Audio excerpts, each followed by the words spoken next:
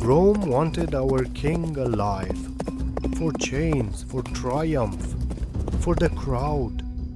But Decebalus gave them his kingdom, not himself. Years later, I saw our defeat carved into stone. This is not the story of a battle. It is the story of how Rome devoured a kingdom and carved the bones into stone. Dacia was not built on open plains. It lived in the mountains, in cold forests and steep stone heights. This kingdom learned to survive where other kingdoms would have broken. It had hill fortresses, iron workshops, sacred places, and mountain roads that Rome did not yet understand. At the heart of it stood Sarmizegetusa, not just a fortress, a capital, a sanctuary, a kingdom held high above the world. I was born near those heights. My father worked iron. As a boy, I carried charcoal, water, and unfinished blades through the mountain paths. That was how I learned my kingdom, not from scrolls, from smoke, from hammer strikes, from men preparing for wars they hoped would never come. And above that world stood Decebalus. Rome would later call him a barbarian, but Rome feared him for a reason. He was not a wild chieftain from Roman stories. He was clever, patient, and dangerous enough that an empire could not ignore him. Before Trajan ever marched north, Rome had already learned something painful. Dacia was not easy to bend. Decebalus had humiliated Roman power before, and Rome never forgets humiliation. Not when pride is wounded, not when tribute has been paid, not when the frontier begins to laugh. People say Rome came for gold, and yes, Dacia's mountains held gold, but gold was only part of the hunger. Rome came for control, for security, for revenge, and for the right to make every border remember who ruled the world. When Trajan looked north, he did not see mountains. He saw an unfinished problem, and Dacia was living inside it. At first, Rome was only a name, a threat, a rumor carried down the trade roads. Then the rumors changed. Rome was moving, not as raiders, not as traders, as legions. And when Rome moves toward your kingdom, the war has already begun. In 101 AD, Trajan began to move. Not like a raider chasing plunder, not like a king searching for glory. Rome moved like a system. First came the surveyors, then the engineers, then the road builders, then the camps. And only after the land had been measured, cut, marked, and claimed, did the legions truly arrive. From the ridge, I saw them for the first time. Not men, lines, shields, standards, dust moving with discipline. We had seen armies before, but this was different. This army brought its own world with it. Before the first great clash, a warning reached Trajan, not on parchment, not from a senator, but written on a giant mushroom. The message was simple: turn back, keep the peace, do not enter Dacia. Trajan read the warning and kept marching. The road north led toward Tarpei, a place where mountains, forests, and narrow passes could turn courage into blood. We knew those paths, the trees, the mud, the places where a man could vanish 10 steps from you. So when Rome entered the forest, we thought the mountains would fight with us. Then the shields met. Dacian falxes came down hard enough to break Roman helmets. Roman lines closed anyway. This was not a clean victory. It was mud, iron, screaming, and men pulled from the trees with wounds no triumph would ever show. The fighting was so brutal that when bandages ran out, Trajan cut strips from his own clothing for the wounded. That was when Dacia learned the worst thing about him. Trajan was not watching the war from marble. He was inside it. We hurt them, I saw that. Rome bled in our forests. But they did not run. They counted their dead, closed the gaps, and kept coming. That was the first lesson of Trajan's war. Dacia could wound Rome, but wounding Rome was not the same as stopping it. By the end of the first campaign, Decebalus understood the danger. Rome had not come to raid. Rome had come to stay.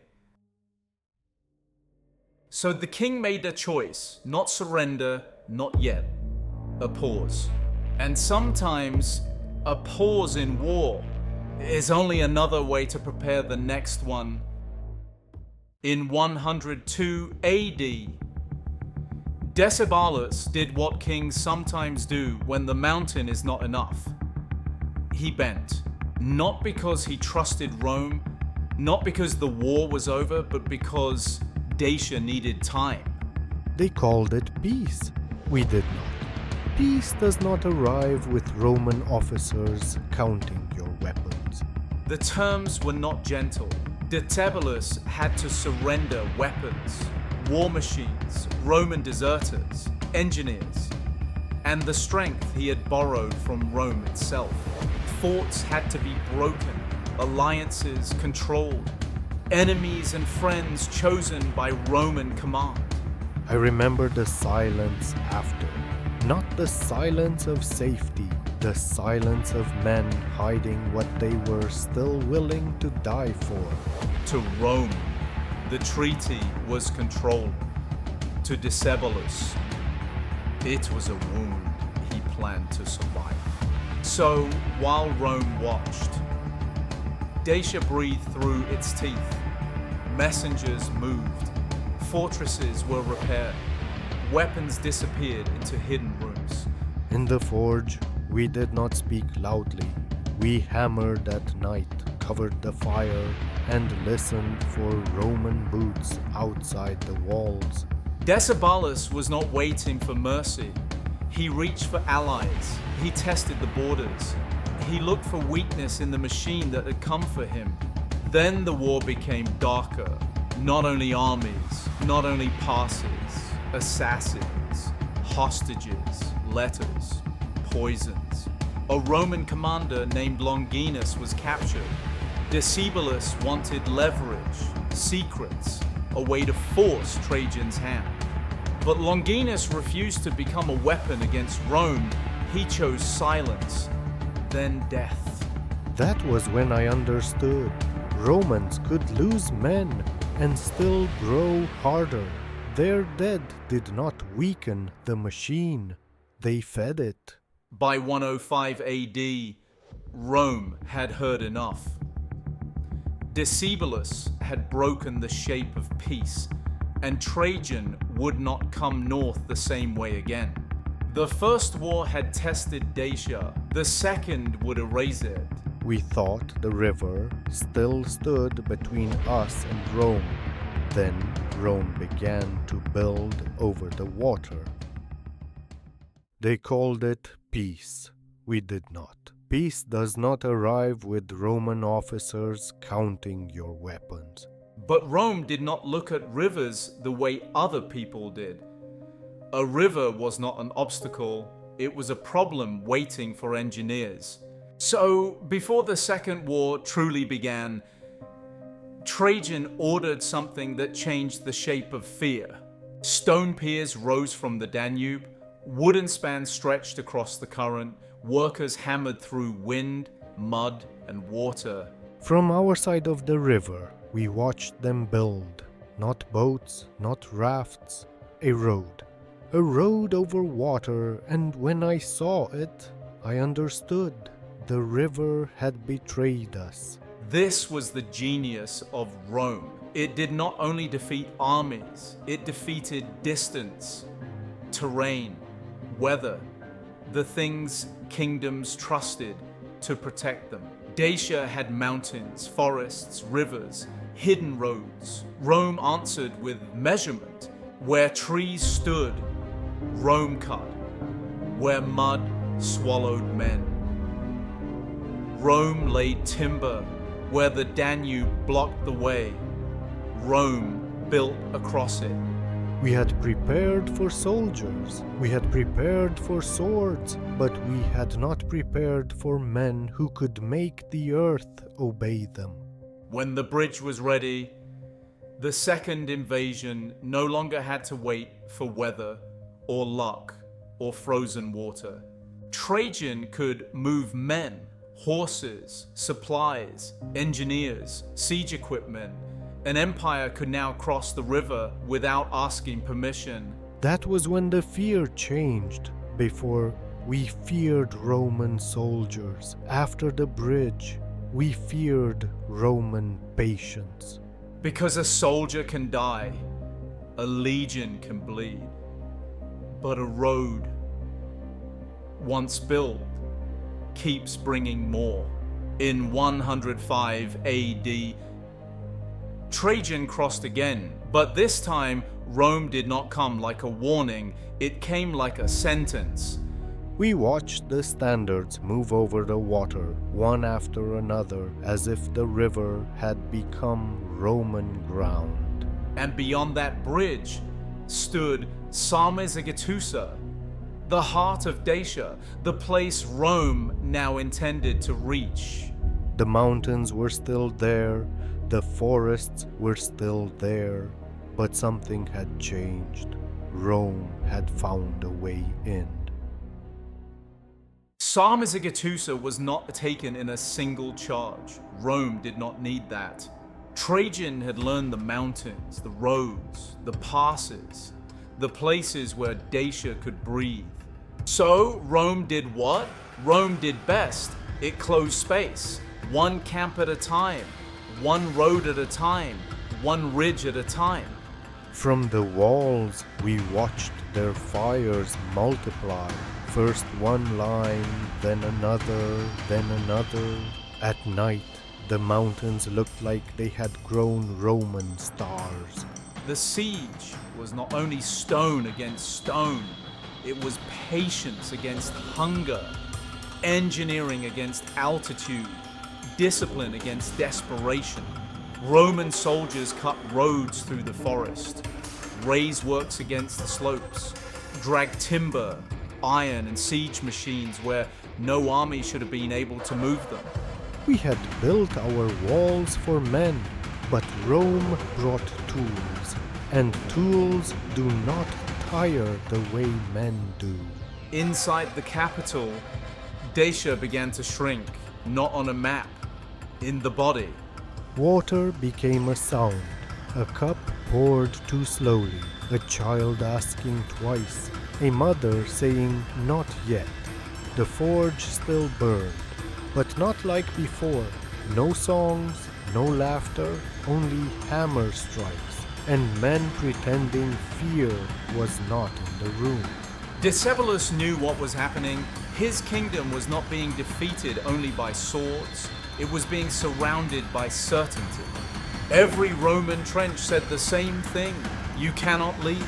Every Roman road said the same thing: more are coming. Then the fighting reached the walls. Dacian falxes struck from above. Roman shields climbed through smoke. Stones fell, ladders broke, men vanished beneath the crush. I remember the sound most, not the shouting, the wood splitting, the iron scraping, the wall breathing like it was alive. But Rome did not need one perfect assault. It needed pressure. Again, again, again, until courage had nowhere left to stand. We were still alive, but the kingdom was already breaking around us. And when Sarmizegetusa could no longer hold, Decebalus faced the truth every king fears.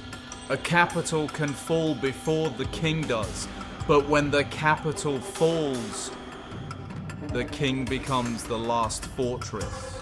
That night, some men looked for escape, some looked for death, and some of us looked back at the city because we knew we would never see it whole again. Sarmizegetusa had been the heart of Dacia. Now Rome had its hand around it.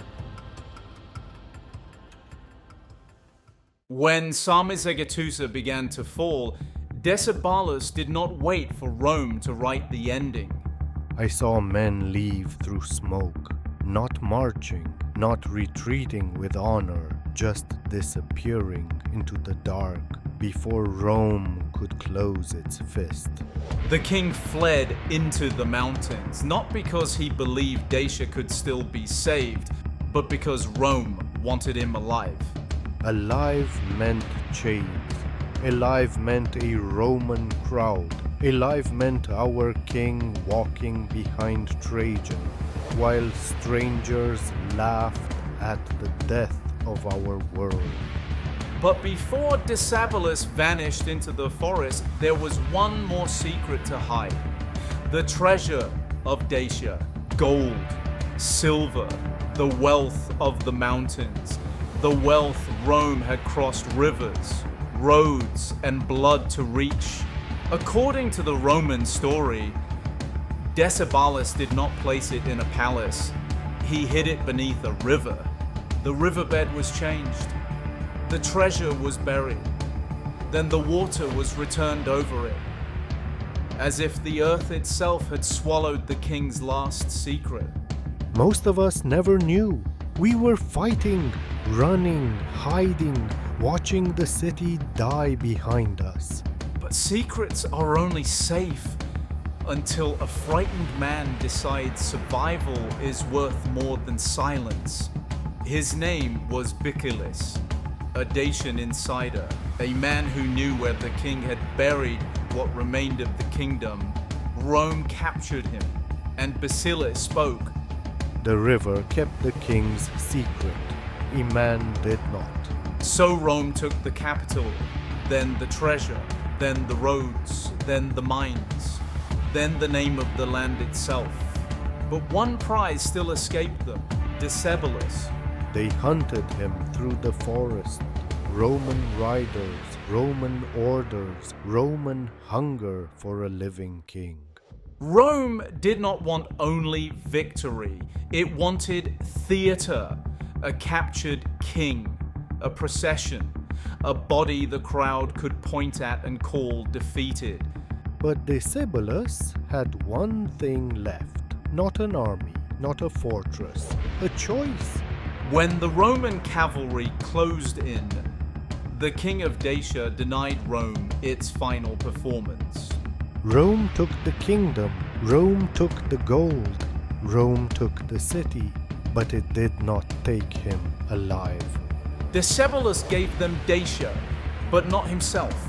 And in that final moment, our king became the last thing Rome could not parade.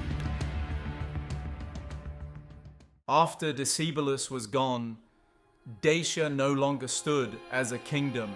Rome took the land into its empire. The roads were marked, the mines were open, the mountains were measured. The name of Dacia was made Roman. I survived. I do not know if that was mercy or punishment. For years, I carried Dacia with me, not as a flag, not as a kingdom, as smoke in the lungs. And in Rome, Trajan built more than a monument. He built a memory no survivor could escape. A column rose into the sky, stone wrapped around stone, scene after scene, march after march, victory after victory. I stood beneath it once, older, quieter, almost nothing left of the boy who had watched the first Roman lines from the ridge. And there we were, our forests, our walls, our dead, our king, all climbing Roman stone. Rome had not carved Dacia as Dacia remembered itself. It carved Dacia as proof of Roman courage, Roman order, Roman destiny. On that stone, my people did not breathe. They did not speak. They served the victory of the men who destroyed them.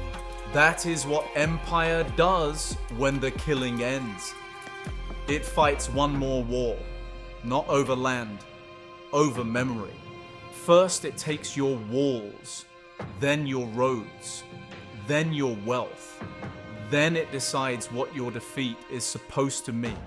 I had watched Rome devour my kingdom.